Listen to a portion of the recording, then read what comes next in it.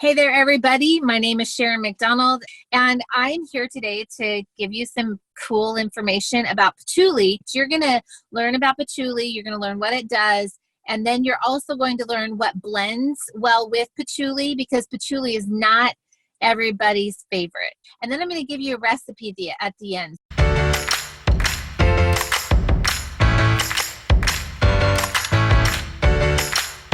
So I remember being a little girl I grew up north of Portland, Oregon, and we would go down to the waterfront, and all the hippies were down there. Okay. That's what my mom called them. And I would just love to look at all their gypsy lifestyle and these beautiful women in these flowing skirts. I will just never forget how I felt as a little girl walking around and being super intrigued about the herbs and the flowers that they had, and the tinctures that they were making and whatnot. And my mom would always say, oh my gosh, there's that patchouli. Only hippies use that to cover up their marijuana smoke. And that's the constant thought that's in everybody's mind, right?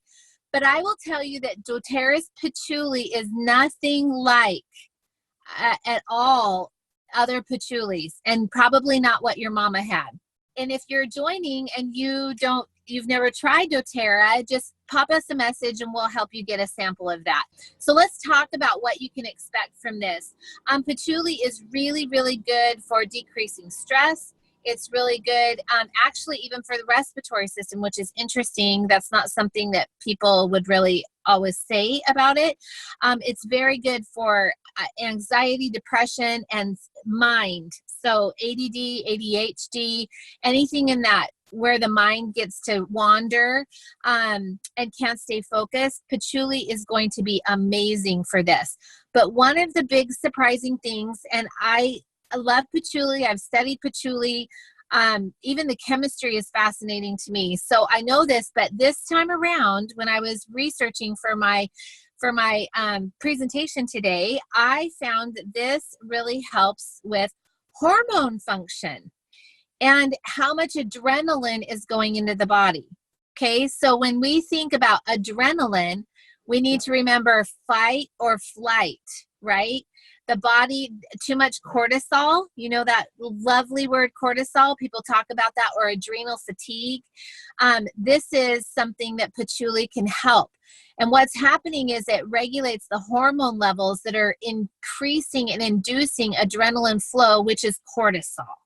So they go hand in hand. And I just wanted to really, that was just eye-opening to me. And I was super excited to hear about that, because I'm going to give you a couple of essential oils that blend well with this, that will help you through that process. But I'm going to now give you all the essential oils that blend well with this. So get ready to write these down, because they're really, really good. And then we'll kind of go into little mini protocols that you can use. The first is a bergamot or bergamot, depending on what part of the world you're from. But it's a lovely citrus oil. It's delicious, and most of you know what that is. Clary sage, okay, so that's a hormone oil. Bergamot is a stress and an anxiety oil. It's really good. Frankincense is an overall good everything oil, and it blends very, very well with this. Geranium, lavender, lemongrass, myrrh, and then black spruce or Siberian fruit. I think that black spruce blends well better with it than does Siberian fir, but you could use any of the firs and it would be fine. You're going to have to just play with it, and you'll find your sweet spot. So let's talk about the person that has brain function. And if any of you want to jump in and share your experience, please do that. But I'm going to give you this little combo for the mind and calming the mind. So what you would want to do is layer, because layering, there's often a question on layering. Do I layer, or can I put it all in a roller bottle? And so I learned a long time ago that when we put a whole bunch of essential oils in a roller bottle, though it's convenient, it detracts from the actual chemistry that happens in the body. So when we put one layer on, it does its work, it gets into the system, and it starts working a chemistry with the body. The cells start to respond. When we add another oil on top of that, now it goes to work, and then it blends well with the essential oil that's already in the system, and now it creates a new chemistry. When we add another oil on top of that, it also then blends with all three, but each one has gotten to do its job, and then in harmony, they go into the cells, deliver a message, whether it's giving you more GABA in the brain to increase your serotonin levels, or increase mood receptors, which are often serotonin levels, right? But being able to communicate this, and then if there is a pain response, same thing. So we really want to be able to concentrate on these recipes that I'm giving you are layering. I'll give you one that you can put into a roller bottle, but right now I want you just to remember this is layering. So I love for mood, anything brain related, I love it on the back of the neck, close to that hairline where those two little bumps are, and it's called the occipital triangle. If you feel right behind your head right now, you can feel that kind of soft spot where the brain stem and the spine meet. Okay, and so it's in that like T-zone, but it's like a little triangle. And right in the center there, if you just start in your flesh and then work your way up into the hair, that's a really great place to be able to put essential oils. Another really good one for brain activity at nighttime are the toes, the big toes. So reflexology point, that is awesome to be able to get right to the brain. And then of course over the heart, and your pulse points can also be a good place. So when we're talking about mood, we want to be able to do that. So what can we do for brain activity? Okay, bergamot with patchouli, and then frankincense with patchouli are going to be really, really good, along with your Siberian fir or your black spruce. Black spruce is incredible for the emotional impact of anxiety, depression, focus. It's just very, very good. Whereas Siberian fir is really good for family history, generational patterns, negative generational patterns that aren't really awesome, that keep plaguing a family, and we keep seeing it over and over and over again. When it raises its head, you're just kind of like, I thought I cut you off, right? And then all of a sudden it sprang back, like it grew again. And you're thinking, what the heck? How do I get rid of this? So Siberian fir is really good for that. So let's jump from mind to, let's now talk about that generational. This is where you can add this into an essential oil roller bottle. And you're going to have to figure out the quantities of the essential oils. It's something you just play with. And what I do is I just, in a 5 ml roller bottle, just to start off, once you get the handle of a 5 ml roller bottle, you can move to a 10 milliliter bottle. Okay. And so in a 5 milliliter bottle, I would just fill up, a quarter of the way with patchouli, just a little bit at the bottom like this. So just pour it to where it's just a little bit at the bottom. That could be 40 drops, 30 drops. You just have to play with it. And then on top of that, I would put 5 to 10 drops of black spruce with that, and fill the rest with fractionated coconut oil. Okay.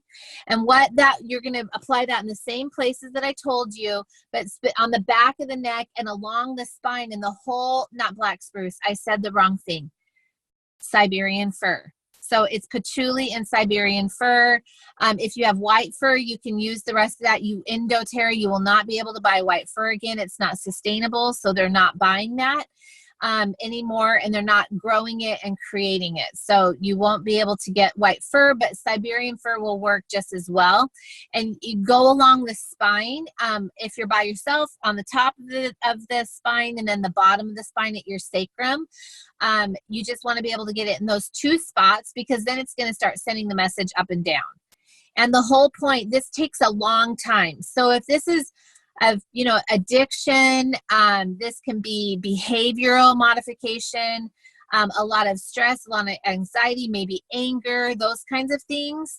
You're going to want to be able to do this every morning and every night, and it's going to take a long time. As an example, if you have suffered, say, 15 years with some sort of an addiction, okay, and it is familial, it keeps happening over and it just rears its ugly head, it's going to take you 15 months to get rid of that, okay?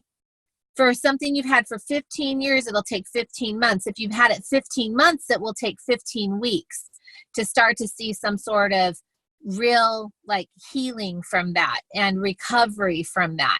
But you will notice it right away. But as far as like dissolving it, what Siberian fir has been shown to do, and white fir, and don't go out and just buy white fir, because you guys, it literally is not sustainable. The tree is in jeopardy. And so if people are saying they have white fir, I would be backing up and walking away, because they're not doing it sustainably and they're probably doing it synthetically. So you want to be very careful, because it's not, synthetic essential oils are never going to get to the brain and talk to the cells and the tissues of the body the way a pure essential oil will. So I hope you're listening. And so you want to be able to, Rebecca Hinsey did a lot of research on this, and there's been a lot. She has a book called Heal Your Family History. And in this, she talks about these generational issues and how you can start to backtrack that and work through that and release that and get rid of those old emotions that are familial, right? And so what you want to do is just apply that every morning, every night, and work through that. And what happens is, you've got to remember, muscle memory is muscle memory, and it's in utero. All the same fibers and muscles and tissues that your parents had, you have a combination of that in your system, right? Just like we're all breathing the same air that Napoleon was breathing all those centuries ago, right? Like we are breathing the same air as Napoleon Bonaparte, right?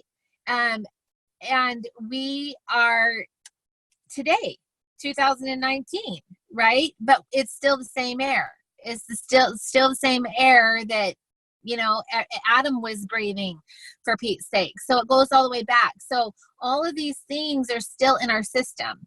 And we just have to retrain it and redirect it and erase it. So basically what Siberian fir and white fir does is help to erase this and increase GABA in the brain.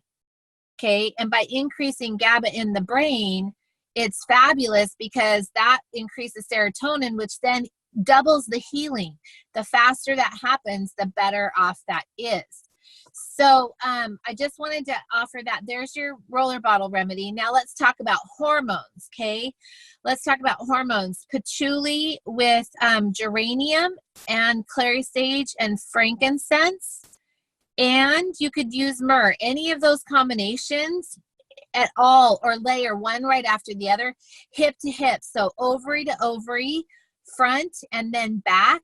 You guys, I'm telling you, it will be a major game changer for really regulating those hormones. You could use any of those for that.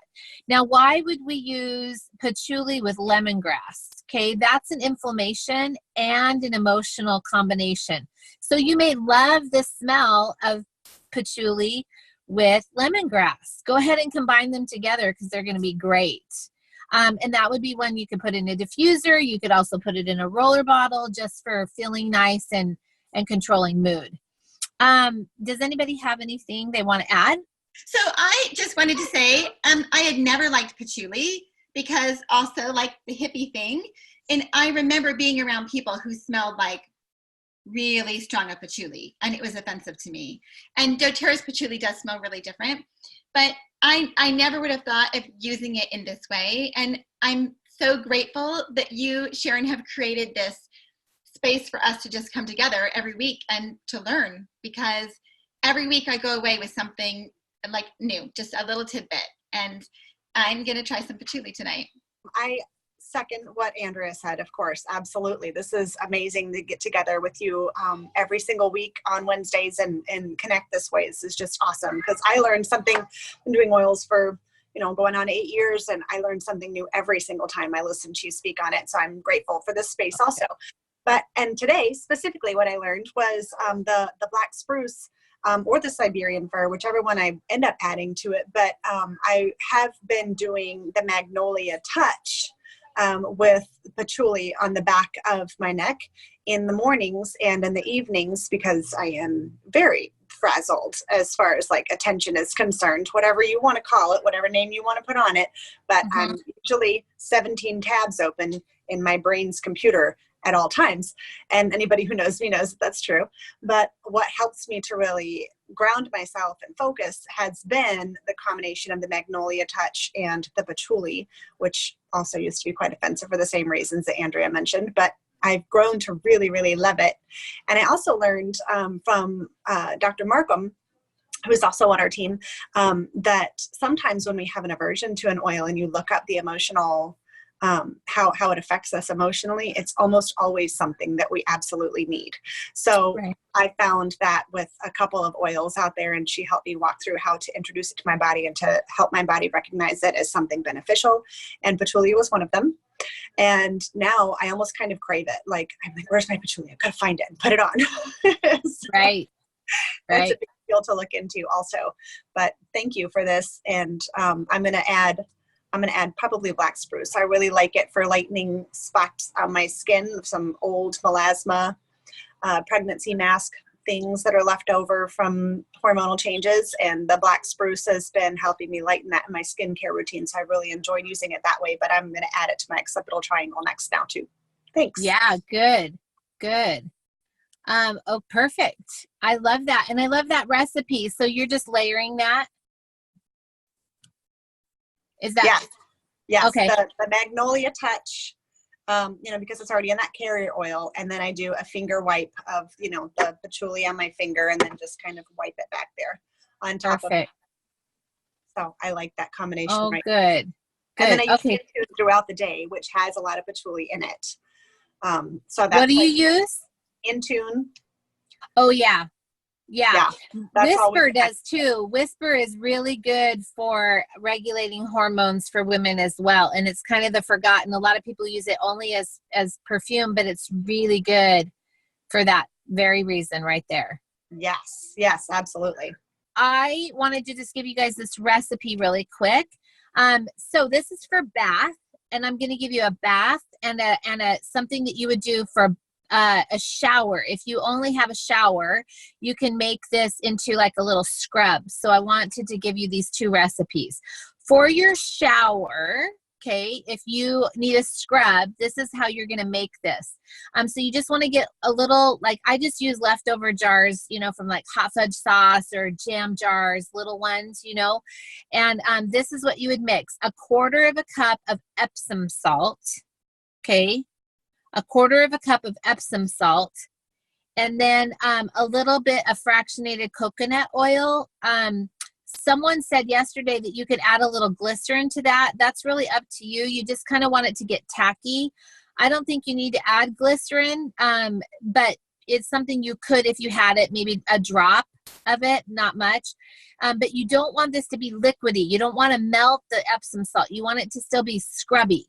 And so it's 1/4 of a cup of Epsom salt, a little bit of fractionated coconut oil, 3 drops of patchouli, 1 drop of black spruce, and then that is all you would need for this. And then you just lather up your body, scrub, get it off. And there is a practice in Ayurvedic medicine that I love to do.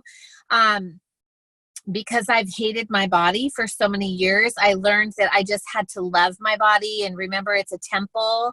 And one of the things that I fell in love with in Ayurvedic practice is this thing called Abhyanga.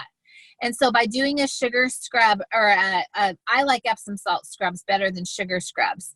Not that I don't have anything wrong with sugar. I just really like the feeling of the Epsom salt and the magnesium better. So I prefer those. And so after you're done, you use a combination of like, so you'll dry off and then you put on a body serum with argan oil and sesame oil, neem oil, all these lovely oils is what they do. But I know somebody's got something else that they could offer. What do you think would be a good one to add into this, into that practice that you could use? Well, I have noticed that that particular massage technique is benefit if you pay attention to your dosha type, and you can find a free, like on the Chopra website, you can find a really free, like quick and easy test to find out what your dosha type is, and then cater the oils that you're using for that to your particular dosha type. I think that that's important to personalize it. Of course, you can always just smell some things and know what smells good to you and what attracts you and what you like. But I think that it's, if you're going to go so far as to do that much self-care and to spend that much time doing it, you might as well do it the best that's for your body. Right. Yeah. Like, go find out whatever your dosha type is. And I mean, you can just Google it. Just Google what essential oils are good for my dosha type with the Abhyanga massage. Yeah, and the Abhyanga is just straight oil, but you can infuse it with essential oils. One of the ones that I started using, and Kira, tell me what you think of this. I started adding in the body serum, the Yarrow Palm, into that Abhyanga oil that I make up with the neem and the argan and that Yarrow Palm. It's amazing. I love that body serum. I'm using it everywhere. Yeah. Especially it's so good for your scars. Like, I'm covered with scars from having a mastectomy. Sure. I'm telling you, it is a game changer for me. Yeah. Mine has been my stretch marks, which exploded one day after my daughter was due. Oh my gosh, that's terrible. There you go. 40 plus 1. Boom. Woke up. There you go. Just starburst out of my belly button. So that's so I've been working on that. Hope to see you guys with that delicious serum. Yeah. Well, good. Thank you. Okay. So, let me give you what you're going to do for a bath. Okay. Cause this is a totally different recipe. As far as like what we're putting in it, we're putting 1 cup of Epsom salt.